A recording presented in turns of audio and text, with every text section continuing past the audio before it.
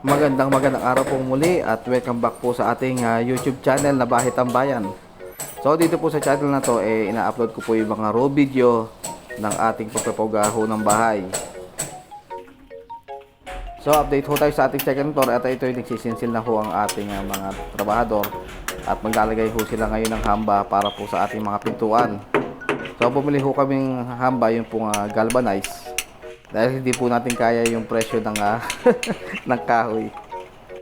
So ang pagkakabili ho namin ng hamba ay hindi ko na ho matandaan, pero nasa parang mga 1,000 lang ho ata ito, isang piraso. Pero syempre po depende ho yan sa magiging sukat o yung lapad po ng magiging hamba nyo. Syempre iba-iba rin ho ang presyo.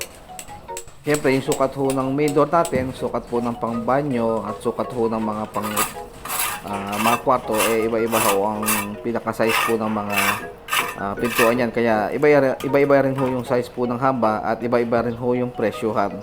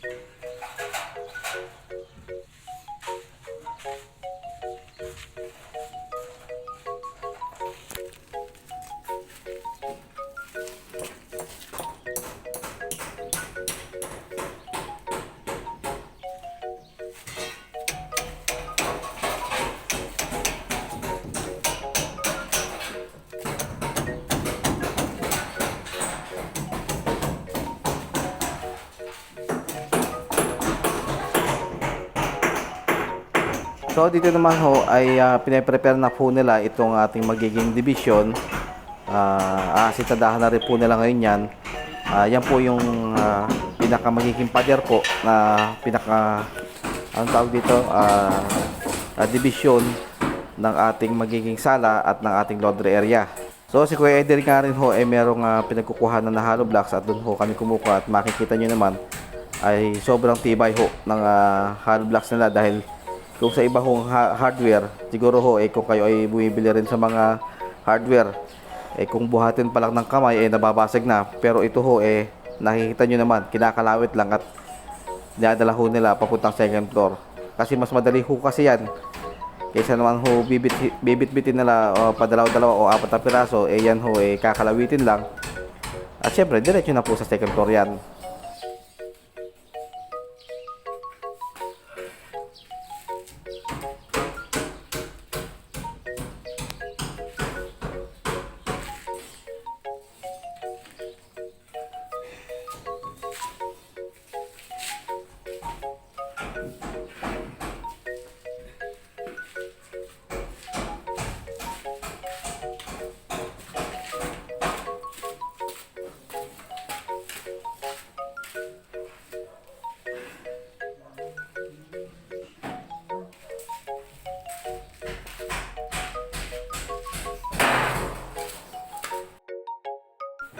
So bali naman ang ating home foreman sisimula na rin po ang pagkakantuhan sa ating mga bintana.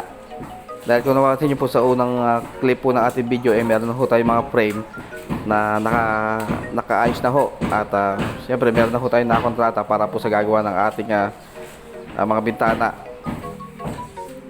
At ang mga payo ko nga ho sa mga nagpapagawa ho ng bahay o gusto magpagawa ho ng bahay, pagka kukuha kayo ng mga foreman o mga mason na gagawa ho, siguraduhin nyo po talagang magaling ho. Dahil katulad ho ng pagkakantuhan nitong ating mga bintana at syempre sa mga pintuan ay talagang dapat po eksperyensado o talagang marunong po ang gagawa. Dahil po medyo mabusisi ho ang pagpapakanto ng mga bintana dahil kung hindi ho maayos yan, eh yung kantuan ay baka maging kurbadahan o kurbahan.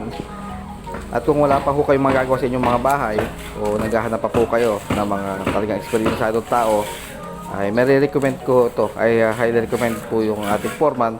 At alam ko naman po na pupunta po sila sa ibang lugar para po mangontrata ng mga ganyan.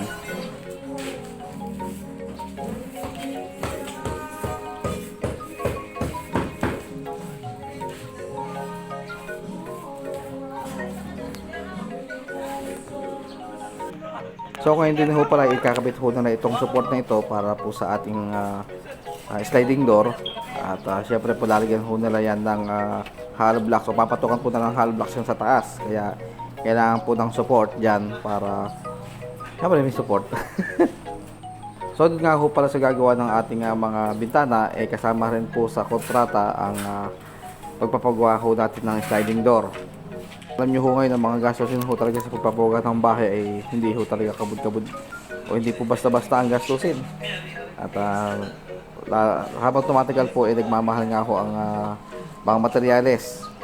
Kaya ho sa mga gusto ho magpagawa ng bahay o nagpaplano na ho magpagawa, kung meron naman na ho kayong panimula, para sa akin ho mas maganda ho simulan nyo na dahil habang tumatagal lalo ho tumataas ang mga presyuhan ng mga materyales para sa pagpapakonstruction po ng bahay.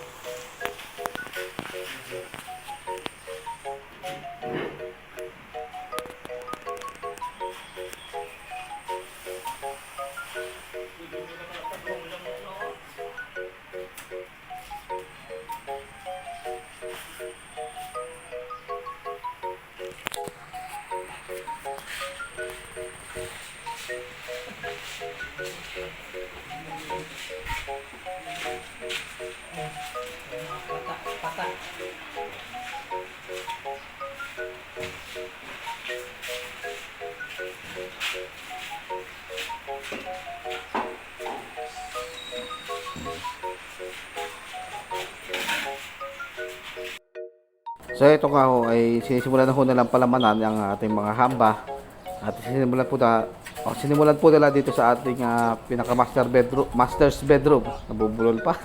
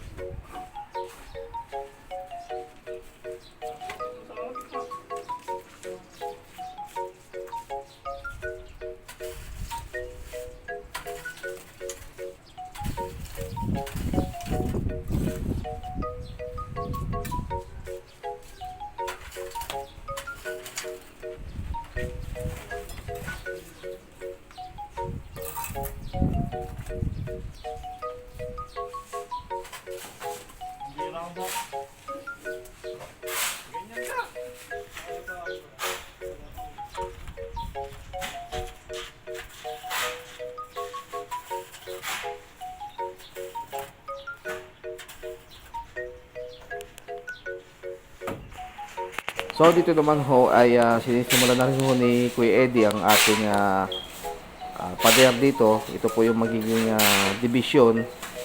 Dahil ito pong area ho na ito ang ating magiging sala. At ang kabila ho niyan ay magiging laundry area. So din lang po ang aming laban sa pinakalikod niyan.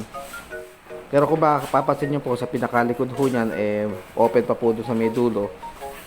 Pinagdidesisyon pa po namin kung paano ho ang gagawin pa ho diyan. Dahil may balak po si Mrs. na may padagdag ho dyan. Pero sa ngayon ho, iiwan ho namin munang nakabukas yan. At pagka nangyari ho, papaano man po namin. Kahit isaraduhan lang po ng kahit ng mga plywood. Dahil mahirap naman ho yung pasasarado namin. Pero meron pa po kami naisip na pwedeng ipadagdag po dyan. Tapos babagbagin, panibagong gastos naman po yun.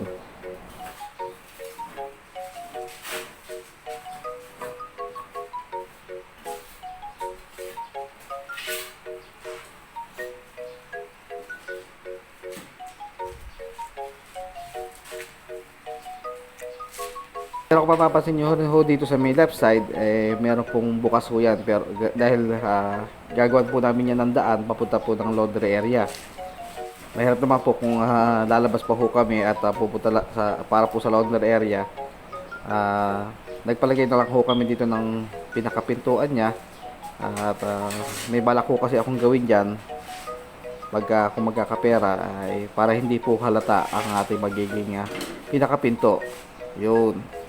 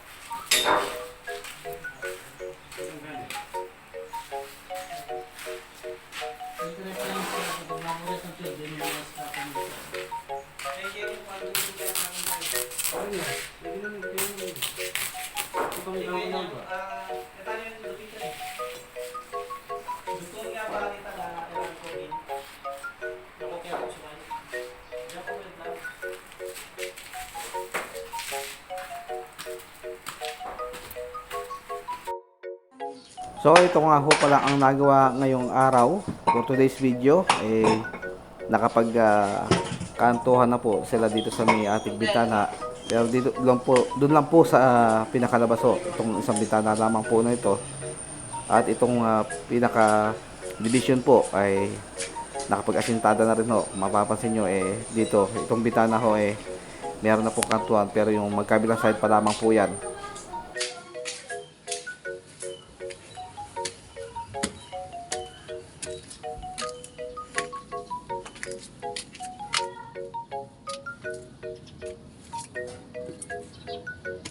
So dito naman ho sa taas naikabit na ho ang ating mga hamba at may palaman na rin ho yung hanggang sa level po ng ating mga may hollow blocks dyan. At nakabit na rin po yung forma para sa susunod na araw maglalagay na rin po sila ng hollow blocks dyan sa taas ng ating magiging sliding door. At itong mga dalawang hamba pa ho rito. Bali tatlong hamba po yan dahil tatlong kwarto po ang ating second floor. So lahat po yan naikabit nila for ngayong araw. So hanggang dyan na lang muna po ating update for today's video. See you on our next vlog. Kalas!